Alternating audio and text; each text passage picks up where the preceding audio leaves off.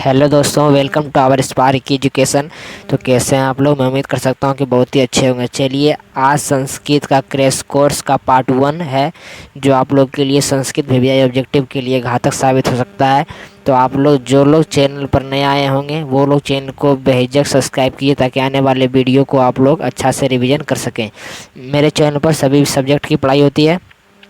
चलिए, पहला क्वेश्चन कह रहा है, दक्षिण भारतीय संस्कृत लेखिका कौन है?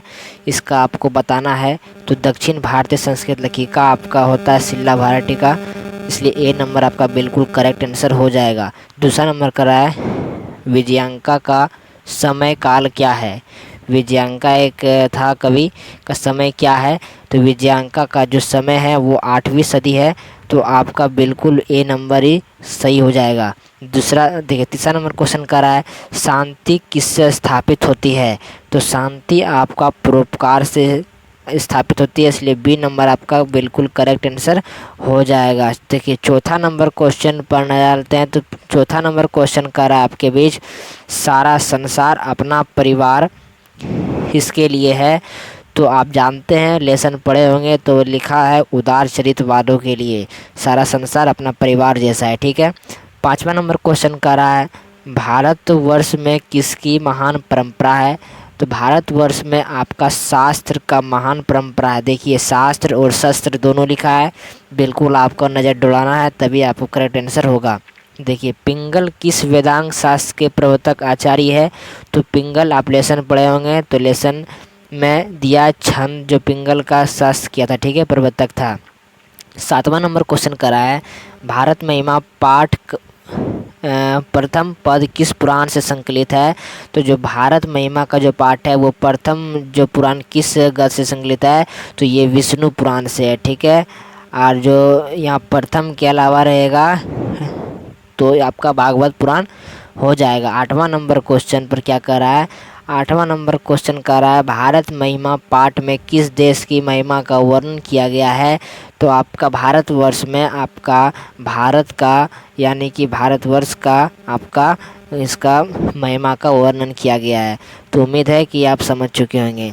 देखिए, नवा नंबर क्वेश्चन कर रहा है जो कि बहुत इंपॉर्टेंट है, शैशव अवस्था के संस्कार कितने होते हैं? तो शैशव आपका अवस्था में 6 संस्कार होते हैं, जो कि आपको सब मिला के 16 संस्कार है। मैं सभी को एक वीडियो में लाऊंगा। पुंसवन संस्कार कब होता है? ये बहुत इंपॉर्टेंट है। तो आपका पुंसवन संस्कार आपका जन्म से पहले ही होता है, जब जन्म से पहले आपका पुंसवन संस्कार किया जाता है। तो उम्मीद है कि 10 क्वेश्चन में से आपको 10 क्वेश्चन आया होगा। जो लोग नहीं आया होगा वो लोग फिर से चलिए 11वां नंबर क्वेश्चन पर नज़र डालते हैं। हाँ तो दोस्तों, देखिए 11वां नंबर क्वेश्चन आप लोग के बीच कर रहा है, अपनी उन्नति चाहने वाले को कितने दोषों को त्याग देना चाहिए? तो आप पढ़े होंगे, तो अपनी उन्नति चाहने वालों को आपके 6 दोषों को त्याग देना चाहिए, शरीर से निकाल देना चाहिए। ये 6 दोष कौन सा है? तो काम, क्रोध, लोभ जिस तरह होता है, ये 6 दोष को आपको त्याग करना चाहिए, तभी आप इंसान के लायक बन सकते हैं। ठीक है। 12वां नंबर क्वेश्चन कर रहा है, घर की शोभा कौन है? तो घर की शोभा आपका स्त्री होती है, जो कि सभी काम को संभालती है, इसलिए स्त्री आपका बिल्कुल राइट आंसर हो जाएगा। देखिए, मंदाकिनी वर्णम पाठ किस ग्रंथ से संकलित है? क्रैश कोर्स में ये सभी एग्जाम में पूछे जाएंगे, तो आप चैनल को सब्सक्राइब कीजिए। मंदाकिनी वर्णम पाठ किस ग्रंथ से संकलित है? तो मंदाकिनी वर्णम आपका रामायण पाठ से संकलित है, इसका 13 का बी नंबर आपका बिल्कुल राइट आंसर हो जाएगा। चलिए अगला क्वेश्चन पढ़ने डालते हैं। 14 नंबर क्वेश्चन आप लोग के बीच कर रहा है, चित्रकूट स्थित गंगा का वर्णन किस पाठ में है? चित्रकूट स्थित गंगा का वर्णन किस पाठ में है? तो आपका भारत महिमा पाठ में आपका वर्णन किया गया, इसलिए 14 का डी नंबर आपका बिल्कुल राइट आंसर हो जाएगा। फिर देखिए 15वां नंबर क्वेश्चन क्या कर रहा है बच्चों? तो 15वां नंबर क्वेश्चन कर रहा है, व्याघ्रपथी कथा हेतु प्रदेश के किस भाग से संकलित है?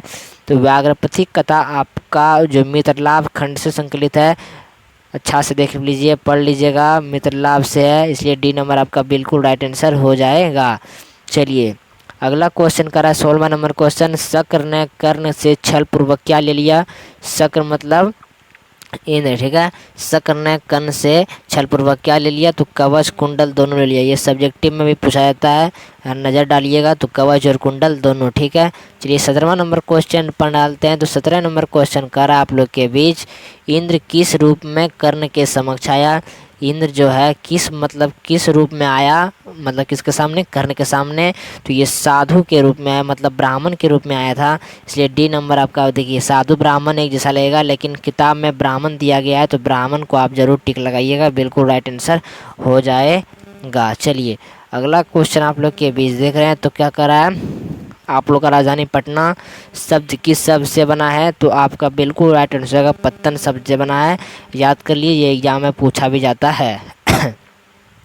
चलिए 20वां नंबर क्वेश्चन कर रहा है आपका, गुरु गोविंद सिंह किस धर्म से, मतलब किस धर्म के गुरु थे, तो मतलब किस थे, तो ये होता है हिंदू मुस्लिम सिख ईसाई, तो ये सिख था, इसलिए ए नंबर आपका बिल्कुल राइट आंसर हो जाएगा। उम्मीद है कि आपको 19 क्वेश्चन याद हो गया होगा। 19 में जो भी आपको नहीं आया होगा आप फिर से रिवीजन कर ले इस वीडियो में। चलिए अगला क्वेश्चन 20वां नंबर पर नजर डालते हैं। हाँ तो दोस्तों देखिए 20वां नंबर क्वेश्चन आप लोग के बीच का रहा है, सत्यमेव जयते किस उपनिषद से लिया गया है। तो सत्यमेव जयते आपका मुंडको उपनिषद, जो कि संस्कृत में लेसन 1 में पढ़िएगा, तो आपका 5 उपनिषद है। तो 5 उपनिषद आपको याद कर लेना है। चलिए इसका राइट आंसर मुंडको उपनिषद हो जाएगा। चलिए 21वां नंबर का रहा है, किसकी जीत नहीं होती है, तो किसकी जीत नहीं होता है, तो आपका बिल्कुल राइट आंसर सत्य का जीत कभी नहीं होगा, आप याद रखिएगा, ठीक है। भारत महिमा पाठ में कुल कितने पद है, तो भारत महिमा पाठ में आपका 5 पद है। सॉरी बच्चों, तो चलिए आपका 5 पद है, याद रखिएगा, ठीक है। 30वां नंबर क्वेश्चन कर रहा है, पटना में गंगा नदी पर कौन सेतु है, तो पटना में गंगा नदी पर आपका गांधी सेतु है। तो देखिए प्राचीन काल में शिष्य को क्या कहा जाता था, तो प्राचीन काल में आपको शिष्य को ब्रह्मचारी कहा जाता था, जो कि गुरुकुल में रखा जाता था। उम्मीद है कि 24 नंबर का ये नंबर आपका बिल्कुल राइट आंसर हो जाएगा। चलिए 25 नंबर का रहा है, वागदान किस संस्कार में होता है। मतलब देखिए शादी विवाह होता है, तो इसमें संस्कार होते हैं, आपको पढ़ना पड़ेगा। तो विवाह संस्कार में वागदान संस्कार भी आपका आता है। चलिए 26वां नंबर का रहा है, सुलभ कौन है, मतलब सुलभ कौन है, तो सतत प्रियवादी लोग ही सुलभ होते हैं, ठीक है, अच्छे लोग सुलभ होते हैं, ठीक है। चलिए अब अगला क्वेश्चन आप लोग के बीच कर रहा है कि नीति श्लोक, अच्छा से गुजराइएगा, करा नीति श्लोक पाठ में परम श्रेय किसे कहता है। तो नीति आपको इसका आंसर मैं खोज के कमेंट बॉक्स में डाल दूंगा, टेंशन नहीं लीजिए। 28वां नंबर क्वेश्चन कर रहा है, स्वामी दयानंद के लिए कौन पर्व उद्बोधक सिद्ध हुआ। तो स्वामी दयानंद के लिए शिवरात्रि मतलब उद्बोधक रूप के सिद्ध हुआ, ठीक है। इसी में इसका ही भगवान से अनप्रेमी हो गए थे। समाज की गाड़ी कैसे चलती है, तो समाज की गाड़ी पुरुष और नारियों के द्वारा ही चलती है। 30वां नंबर क्वेश्चन पर डालते हैं, मैत्रेयी कौन थी। तो मैत्रेयी आपका याज्ञवल्क्य की पत्नी थी, आपको याद करना है। 30 में आपको कितना समझ में आया सभी कमेंट बॉक्स में लिखिएगा। चलिए आपका 31वां नंबर पर क्वेश्चन पर नज़र डालते हैं। हाँ तो दोस्तों देखिए 31वां नंबर क्वेश्चन कर रहा है, आलसशाला में आग किसने लगाया, जो लेसन 2 में दिया गया है। तो आलसशाला में आग आपका आलसशाला के कर्मचारियों ने ही लगाया था, ठीक है। 32वां नंबर क्वेश्चन कर रहा है, आलसशाला पाठ में अनहोम कथयम कोलाहल किसकी युक्ति है। मतलब आलसशाला जो पाठ में, इसमें एक आलसी था, तो कौन आलसी था जो कि उन्होंने कथयम कोलाहल कहा। तो पहला आलसी ही बोला, अरे क्यों हल्ला कर रहे हो, ठीक है, यही बोला था। भारत किससे सदा सेवित है, तो भारत आपका नदियों से भी है, पर्वतों से भी है, सागरों से भी। यदि ये तीनों ऑप्शन दिया गया हो आपकी परीक्षा में, तो आप सभी में टिक लगाइएगा, बिल्कुल आपका राइट आंसर हो जाएगा। चलिए क्रमवीर कथा पाठ में किसकी कथा है, तो क्रमवीर लेसन पढ़े होंगे चैप्टर 4 में। तो क्रमवीर कथा आपका राम प्रवेश राम की ही कथा है, जो कि आपका बिल्कुल राइट आंसर हो जाएगा।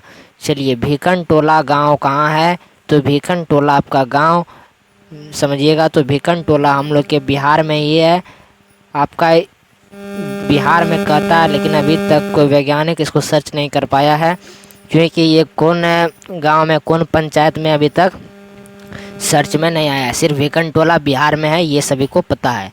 चलिए 36वां नंबर क्वेश्चन कर रहा है, स्वामी दयानंद का जन्म किस गांव में हुआ था? तो स्वामी दयानंद का जन्म आप लोग का टंकारा ग्राम में हुआ था। बिल्कुल राइट आंसर हो जाएगा, याद कर लीजिएगा, सभी एग्जाम में आने वाले हैं। स्वामी दयानंद का जन्म किस परिवार में हुआ था? तो स्वामी दयानंद का जन्म कर्मकांडी परिवार में हुआ था, जो कि कर्म से ही बिलोंग करते थे। नारी में आप देखिए थोड़ा 2 को क्वेश्चन व्याकरण से मिला दिए हैं, जो कि इम्पोर्टेंट था। नारी में कौन प्रत्यय है? तो आप पढ़िएगा, तो प्रत्यय उपसर्ग तो आपका डिप प्रत्यय है, जो कि आपका बिल्कुल राइट आंसर हो जाएगा। चलिए आपका 40वां नंबर क्वेश्चन पढ़ना लेते हैं। करा नैति में किस धातु का रूप है? तो नैति में आपका नी धातु है, जो कि डी नंबर आपका बिल्कुल राइट आंसर हो जाएगा। 40वां नंबर क्वेश्चन बना लेते हैं। करा उन्नति शब्द में कौन उपसर्ग है? तो उन्नति में देखिए उत उपसर्ग है, समझिएगा। तो 40 का सी नंबर आपका बिल्कुल राइट आंसर। उम्मीद है कि आपको 40 में 40 आपको आ गया होगा। जो नहीं आएगा वो लोग चैनल को सब्सक्राइब करके फिर से रिवीजन कर लें, क्योंकि क्रैश कोर्स ये पार्ट 1 संस्कृत का था। इससे पहले हिंदी का व्याकरण, इसका भी पार्ट 1 हो चुका है। आप लोग इसको भी देखें, प्लेलिस्ट में दिया होगा, डिस्क्रिप्शन बॉक्स में चेक करके आप देख लीजिए। सभी एग्जाम में टकराने का हिम्मत रखता है। Thanks for watching this video all of you. ऐसे ही वीडियो पाने के लिए चैनल को अभी तुरंत सब्सक्राइब करें। Thanks for watching this video all of you. Bye.